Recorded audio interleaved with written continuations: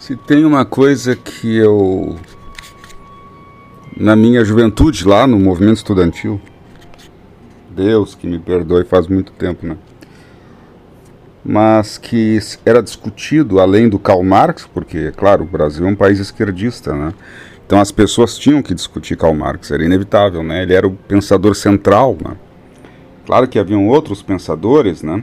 Havia pensadores, por exemplo, de origem francesa, mas todos eles, de alguma forma ou de outra, eles gravitavam ao redor do pensamento marxista quando se tratava de tentar explicar e entender a história humana. Então, a nossa tradição, inclusive acadêmica no Brasil, ela se baseou nisso ou naquelas formas de história cultural. Se você for nas faculdades de história brasileiras hoje, você vai ter história cultural, que se divide em diversos ramos bem específicos, né? De estudo historiográfico, certo? História regional, cultural, história nacional, cultural, história das culturas locais, subculturas, etc.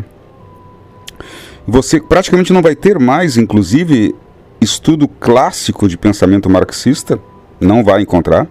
Vai encontrar variações francesas, essas variações meio pós-modernas, estruturalistas, né?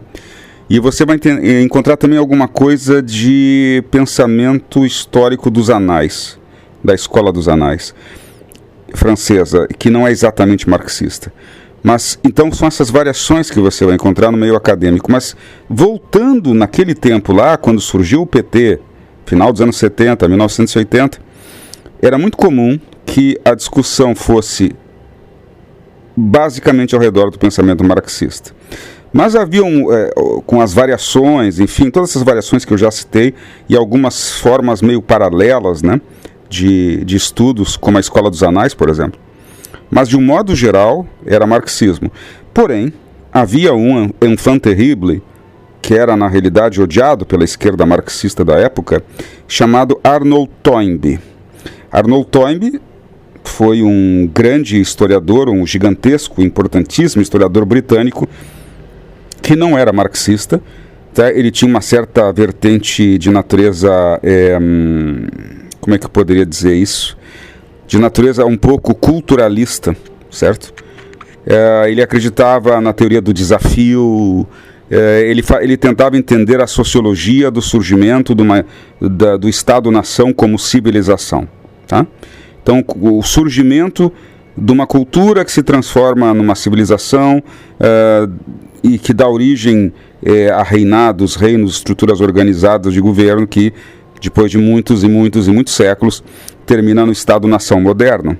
Mas, em essência, Toynbee ele se perguntava por que existe civilização quando poderia continuar existindo alguma outra coisa, tipo cultura tribal, por exemplo. Por que não permanecemos todos dentro de um esquema de cultura tribal quando houve a pré-história e a transição da pré-história para a história?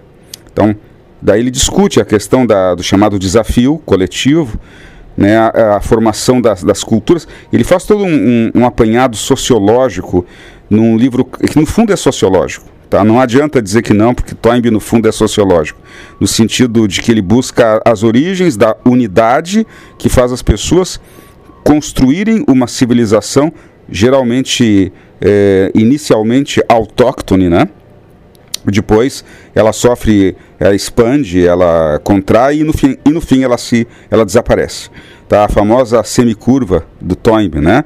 Nasce, se desenvolve e morre. Bom, muito bem.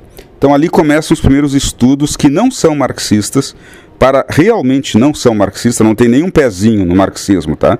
Nenhum pezinho. E que dão origem à tentativa de entender a história humana. Numa perspectiva que não era teológica, porque Toynbee não era teológico, ele não era ele podia até um pouco místico, porque ele acreditava no poder da religião, na medida que ele acreditava na cultura, como sendo a origem de tudo. Claro que ele acreditava que a religião era o marcador essencial dessa cultura, né? Mas não era redutível, a história não era redutível à história da religião. A história da civilização não era redutível à história da religião para Toynbee, tá? Era mais complexo que isso. Mas, no fundo, era um pensamento sociológico. No sentido por que eu uso a palavra sociologia? Porque é no sentido não marxista. Os marxistas para que os jovens hoje tenham um entendimento melhor, os marxistas do passado, eles eram considerados materialistas históricos, e isso praticamente era como Marx se definia como materialista histórico, e isso praticamente era o oposto da compreensão de sociologia. Tanto é verdade que para o marxismo na Rússia não existia uma cadeira filosófica, não existia uma cadeira de humanidades clássicas nas faculdades que fosse chamado, que pudesse usar o termo sociologia. Sociologia era uma ciência burguesa na concepção marxista clássica, lá na Rússia soviética, certo? Então é claro que Toynbee era sociológico, por isso que eu estou usando essa expressão, no sentido, obviamente, não marxista, porque os marxistas negavam a própria existência da sociologia como disciplina. Porque só poderia haver o materialismo histórico, que era uma historiologia, ou seja, era uma ciência histórica. Então, a sociologia para um marxista nada mais era do que uma bandeira burguesa, uma ideologia burguesa, uma mentirinha burguesa bonitinha, tá? Para explicar coisas que só poderiam ser explicadas do comportamento humano ao longo dos tempos e das eras pela história. Qual história? A história marxista, evidentemente. Né? Certo? Tudo bem.